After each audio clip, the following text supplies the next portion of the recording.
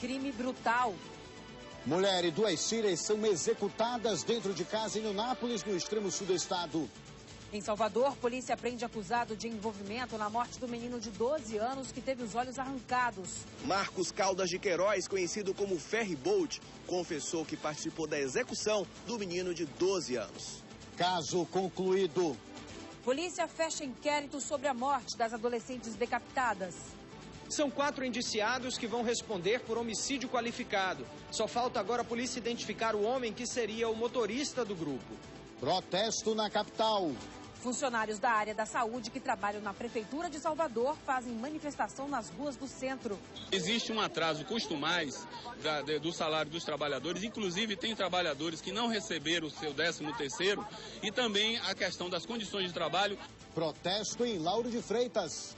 Moradores pedem mais segurança no trânsito da Estrada do Coco. Se não leva mais de 30 dias aqui sem acontecer um acidente. Hoje mesmo aconteceu ali, ó. Ali, o rapaz foi atropelado numa moto. E na Avenida Vasco da Gama, flagrante de acidente envolvendo uma moto e um ônibus. Mudanças no governo. 5 novos secretários de Estado tomaram posse hoje.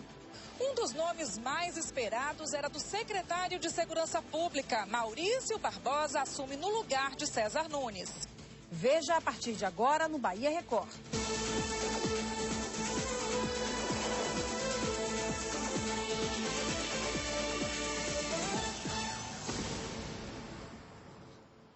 Boa noite.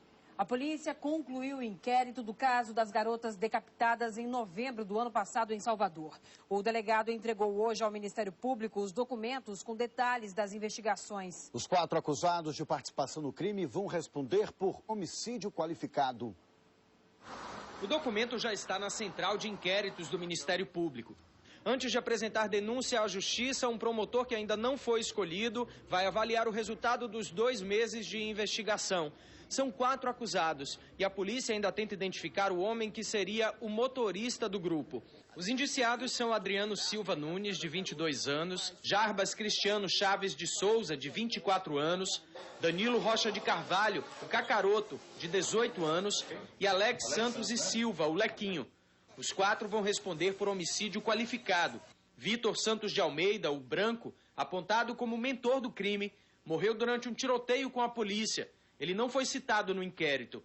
O delegado Omar Leal Andrade, responsável pelo caso, não quis gravar entrevista, mas informou que a participação de Risodalvo Ora Costa, o Riso, na morte das adolescentes, não foi comprovada. Ele pode voltar a ser incriminado pelo Ministério Público. Em novembro do ano passado, depois de fugirem de casa, as meninas Gabriela Alves Nunes e Janaína Brito Conceição, de 13 e 16 anos, foram torturadas, mortas e depois decapitadas.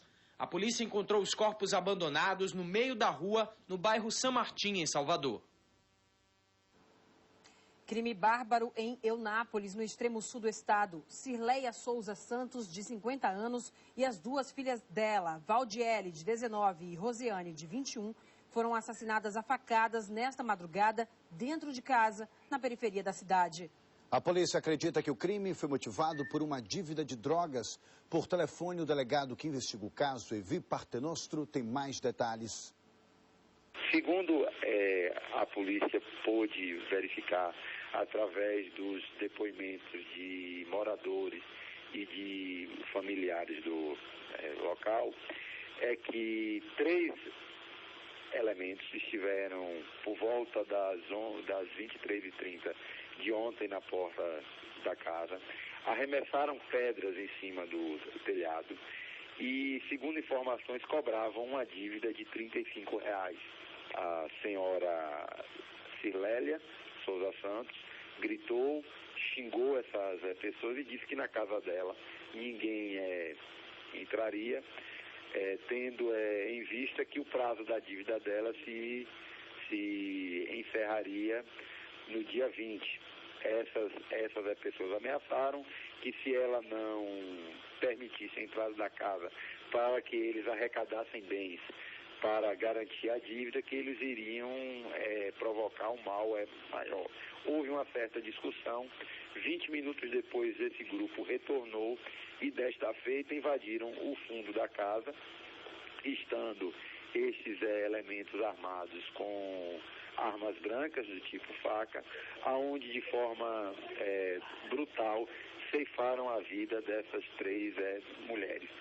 A polícia civil já tem elementos indiciários de prova relacionando sobre o motivo do crime, que ao que tudo consta seria relacionado a dívidas por conta do consumo de pedra de crack da mãe e das filhas que eram dependentes químicas.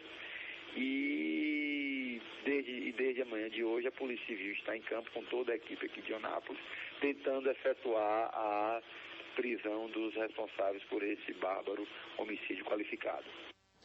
Ainda segundo a polícia, um homem identificado apenas como Josivaldo, que era companheiro de Cirleia, também estava na casa no momento da invasão dos criminosos, mas conseguiu fugir pela janela. Quase 700 mortos. A tragédia no Rio de Janeiro mobiliza todo o Brasil. Aqui na Bahia, várias entidades arrecadam doações para os desabrigados. Agora o pedido é para reforçar a doação de água e material de limpeza. No bairro Rio Sena, subúrbio de Salvador, o Wellington percorre as ruas em busca de solidariedade. Sensibilizado com a situação das vítimas das chuvas no Rio de Janeiro, ele decidiu usar o próprio carro para pedir doações. A gente tenta ajudar as pessoas da melhor maneira possível. Então, a maneira que a gente vê as criancinhas doando, as mães de família vindo doar, as pessoas fracas, as pessoas pobres, mas tendo bom senso, um bom coração para fazer essa grande doação, não é isso? Edileuza atendeu ao chamado. Perderam muitas coisas, fizeram alimento, roupa, muitas coisas, né? Então a gente tem que, do pouco que a gente tem, estar ajudando. O material deve ser levado para o depósito da Cruz Vermelha, no bairro do Cabula. Na sede da instituição, as doações não param de chegar. Rafael é dentista, se formou em Nova Friburgo, a cidade mais atingida pelas chuvas. Ele ficou comovido com a situação. A cidade acabou. Inclusive, a gente às vezes tem a impressão que é só na periferia, mas é o centro, atingiu todo mundo mesmo, a cidade acabou. Friburgo é uma cidade bonita, viver tanta vida indo embora, né? E a gente fica sentido, né? Fico muito sentido, porque eu gosto muito de lá também. Até agora, a Cruz Vermelha arrecadou em Salvador mais de 8 toneladas. Todo esse material começa a ser enviado para o Rio de Janeiro a partir da sexta-feira. Mas as arrecadações continuam na capital baiana e devem começar a ser feitas também no interior do estado.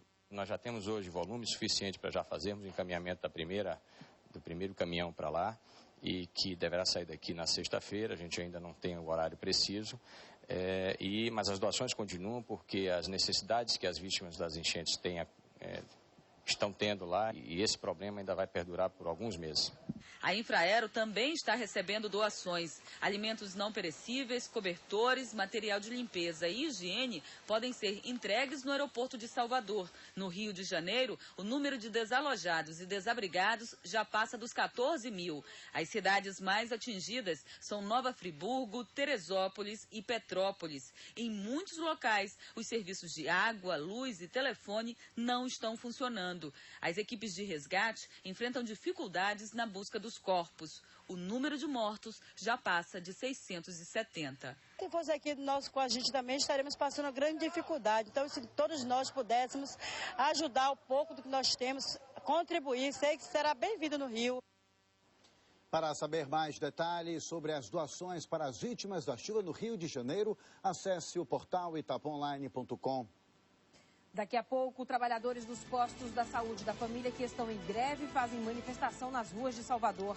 E também você vai ver o comentário de Raimundo Varela sobre a briga do prefeito João Henrique com o PMDB.